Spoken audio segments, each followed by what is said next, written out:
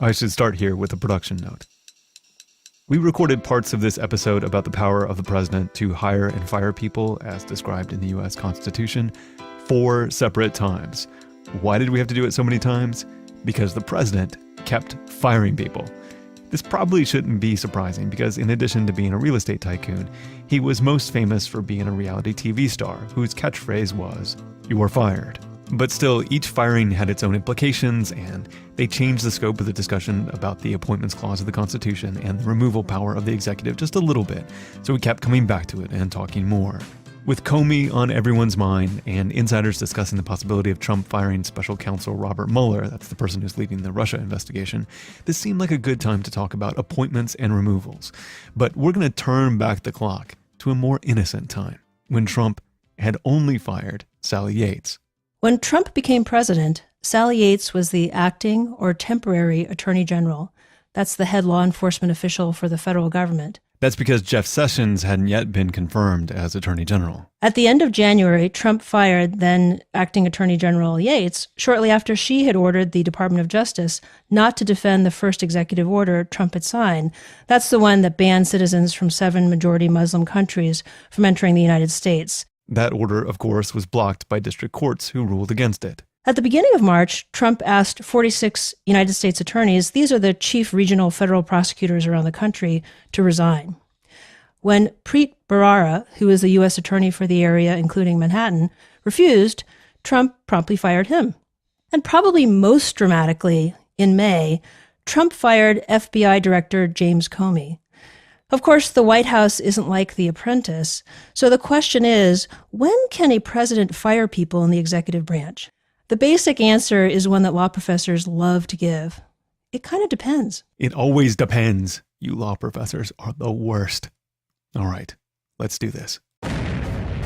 This is What Trump Can Teach Us About Con Law, an ongoing series of indefinite length where my favorite law professor, Elizabeth Joe, comes to my house every week to teach us all a lesson about a constitution that is being tested in new and fascinating ways by the 45th President of the United States. I'm your fellow student and host, Roman Mars. We have an appointment with the Appointments Clause right after this. Support for Trump Con Law comes from Squarespace. As you can tell from the existence of this side project podcast of mine, I like to take on new creative projects just because I can't help myself. If you're about to embark on a new project, you should announce it to the world with a cool website from Squarespace. Their award-winning templates are the simplest and most beautiful way to present your ideas online. Even someone like me, who has no business coding at all, can create a beautiful website with Squarespace's all-in-one platform. There's nothing to install, patch, or upgrade, ever. For a free trial and 10% off your first purchase, visit squarespace.com and use the offer code CONLAW at checkout. That's squarespace.com, offer code CONLAW. Here's some background. Most people who work in the federal government are part of the civil service. In other words, they're career people who work there no matter who the president is. But a smaller group of people are political appointees subject to the president's appointment and removal power. Article 2, Section 2 of the Constitution specifies that the president can, with the advice and consent of the Senate, make appointments of officers of the United States. That same provision also says that with some so-called inferior officers, that's a word from the Constitution itself, that Congress can decide to give the power of appointment or hiring to someone else other than the president. But when it comes to the really important executive officials, these are sometimes referred to as principal officers, the president is supposed to make the appointment directly. In other words, when it comes to the most important policy-making executive branch officials, like members of the cabinet, the president gets to make the hiring decisions so long as the Senate approves. Think of all those people called Secretary of something or other. Secretary of Agriculture, Commerce, Defense, Education, so on. These are the positions that are left up to the president to nominate. That's why it was a little strange to see Trump tweet on June 5th, and I'm quoting here. He said, "Dems are taking forever to approve my people, including ambassadors. They are nothing but, all caps, obstructionists, want approvals." So that's weird. Mostly because the Senate, now with a Republican majority, can only consent to the appointment of ambassadors once they have been nominated by Trump himself. In other words, for the whole process to begin to be an ambassador, at least for the political appointee ambassadors, Trump has to actually name some people. The Constitution says it's his job to do it. So according to the American Foreign Service Association, there are about 188 ambassador positions, and about a third of those are classified as political appointments. That means they have to be confirmed by the Senate. But again, to get the process rolling, the president has to actually nominate people. And thus far, President Trump has had 5 ambassador appointments confirmed by the Senate. Senate confirmation is a part of this process. The Senate is supposed to be an oversight mechanism here. It's a chance for the Senate and the public to see who the president wants to hire in the federal government's most important decisions. But that's just hiring. What about firing? Presidential firing turns out to be trickier. The main reason is that the Constitution itself says nothing about it. Get this, it says nothing about how and whether the president can fire people. There's nothing to apply, interpret, or argue about. So it's been up to the Supreme Court to decide a group of cases that have defined, or I should say at least said a few things about the boundaries of the so-called removal or firing power. It might feel surprising that the Constitution talks about hiring but doesn't mention firing. But the Constitution does this a lot. The Constitution isn't exactly a detailed instruction manual. It's actually a guideline, a set of broad words about how the federal government should be set up and run. So even when the Constitution does say something, it's very common that the term itself isn't defined, it's not that clear, so it's left up to the courts to decide. And even more frustrating, there are instances like the firing or removal power where there isn't any language at all. So it's totally up to the Supreme Court, and it has to start from scratch. The Supreme Court cases in this area have addressed situations where Congress has tried by federal law to limit the ability of a president to fire an executive official. So 2 cases from the early 20th century serve as good examples. In a 1926 case called Myers versus the United States, President Wilson fired Frank Myers, the postmaster of Portland, Oregon. Now, Wilson had actually initially appointed Myers to the post. Myers was one of many Democratic appointees to postmaster positions around the country. It's not entirely clear to me why he was fired, but the historical record suggests that Myers was a bit of a jerk. So enough said on that. Now, Myers said in response that a federal law placed limits on whether and how postmasters like him could be fired. But in 1926, the Supreme Court said, Myers, you're wrong. In very broad, sweeping language, the Supreme Court said that just as the president was permitted to hire an executive branch official like Myers without interference, so too did he have the sole power to remove or fire him. But not too long after that, though, the Supreme Court decided another case about presidential firing in a different way. When FDR became president, he summarily fired a man named William Humphrey from the Federal Trade Commission. Roosevelt didn't think Humphrey was a fan of his New Deal policies, so you're not my man, you're out. Like Myers, the postmaster, Humphrey pointed to a federal law that limited the reasons why a member of the FTC could be fired. But unlike the Myers case, in the 1935 case of Humphrey's executor, the Supreme Court said that if you look at the nature of the Federal Trade Commission, it wasn't a traditional executive branch job. Agencies like the FTC exercised special responsibilities. So the court upheld the federal law that said someone like Humphrey, that is, someone who was in the Federal Trade Commission, could only be fired for cause. That's a legalistic way of saying, you can only be fired because you did a bad job, and not just because the president didn't like him. There are other cases in this area too, but the one thing these 2 cases point out is that the Supreme Court is concerned about the nature of the particular job at issue. When there's some need for independence from the president, the Supreme Court has upheld limits on the president's ability to fire people. So let's go back to Trump. The acting attorney general, a United States attorney, and the director of the FBI probably all fall into the category of jobs where A, they're sort of traditional executive branch jobs, that B, the president can treat as at-will fireable positions. In other words, he can just fire them. So in the abstract, a president can fire a Yates, a Barrara, or a Comey if he wants. And probably even special counsel Mueller. But this is no ordinary president, so I'm going to add a caveat here.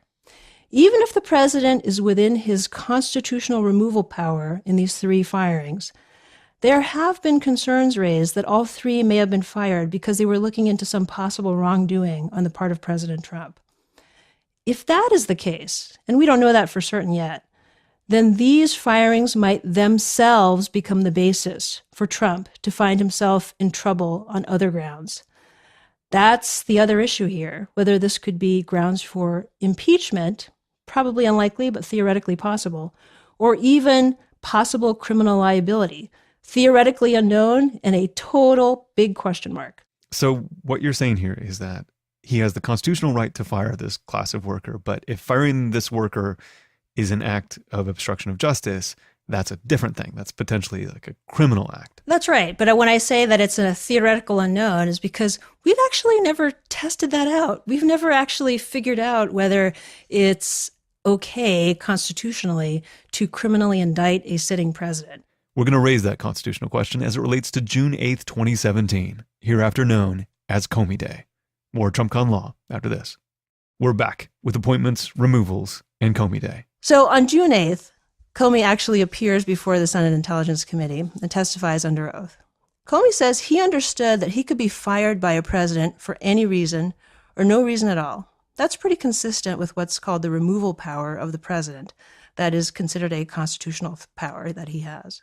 Between the 7-page memo that Comey wrote and his testimony, there were all kinds of awkward moments and suspicious revelations. And honestly, I don't want to get into them here.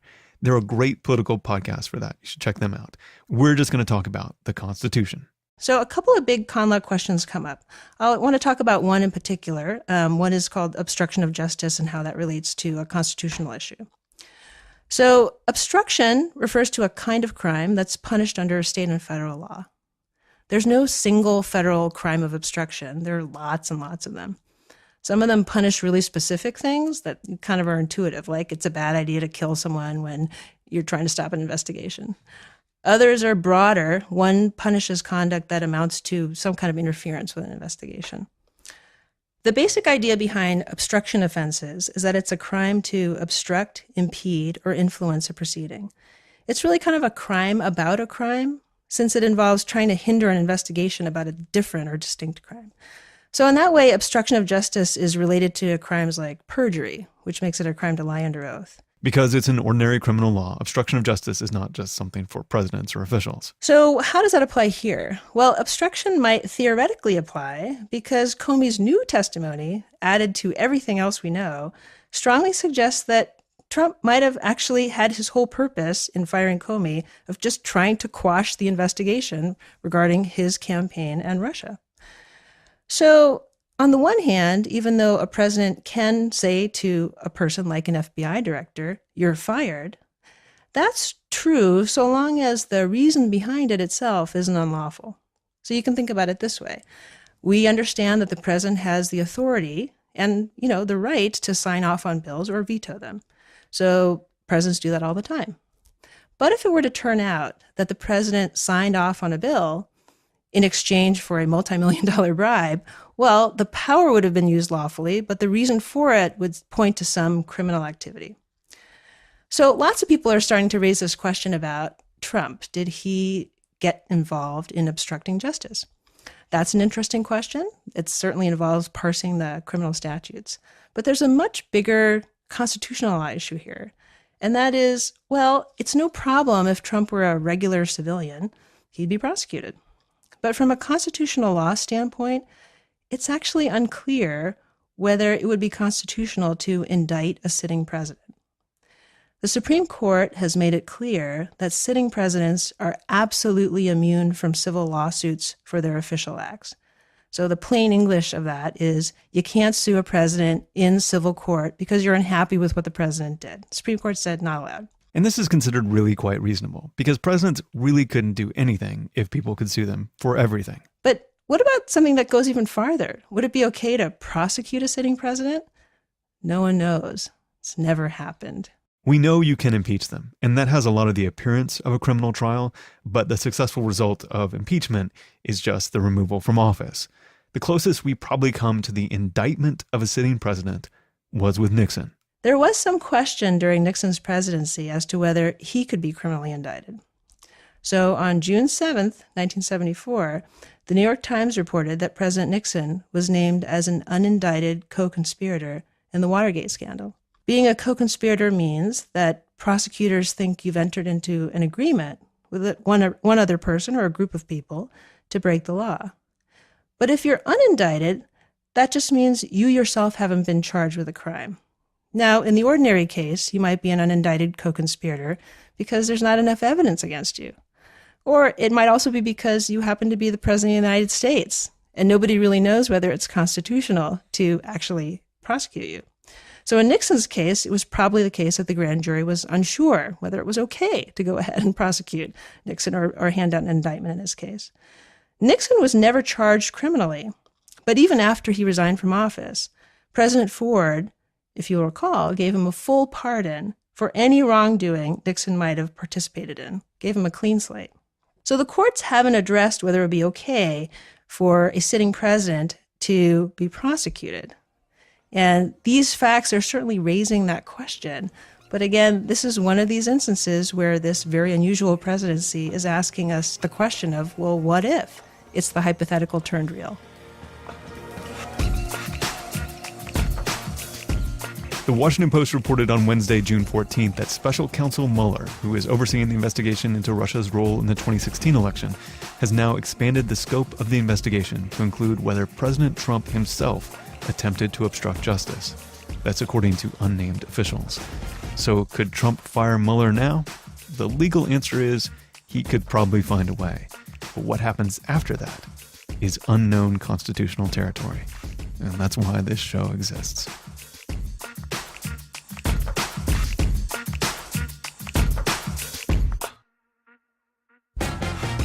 This show is produced by Elizabeth Joe and me, Roman Mars. You can find us online at TrumpConLaw.com, on Facebook and Twitter. All the music in TrumpCon Law is provided by Doomtree Records, the Midwest hip-hop collective. This show is your weekly appointment to add more Constitution and Doomtree to your life. This week we had tracks from Sims and Laserbeak. We are a proud member of Radiotopia from PRX, a collection of the best podcasts on the planet. Subscribe to them all at radiotopia.fm.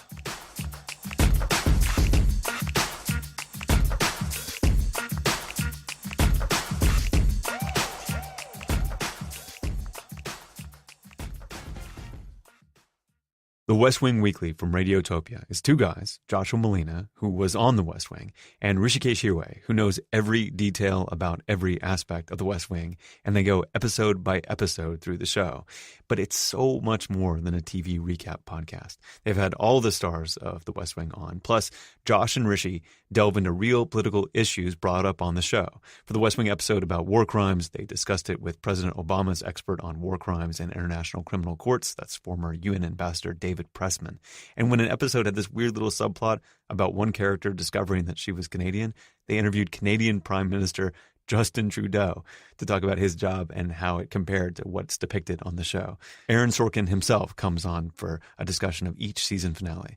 They're just up to the end of season 3, so you can start from the beginning, which I highly recommend, or jump into your favorite episode of The West Wing and just start there. You'll also just really like spending time with Rishi and Josh. You can find the show at thewestwingweekly.com or radiotopia.fm or wherever you listen to podcasts. Thanks to AdZerk for providing their ad-serving platform to Radiotopia. Radiotopia.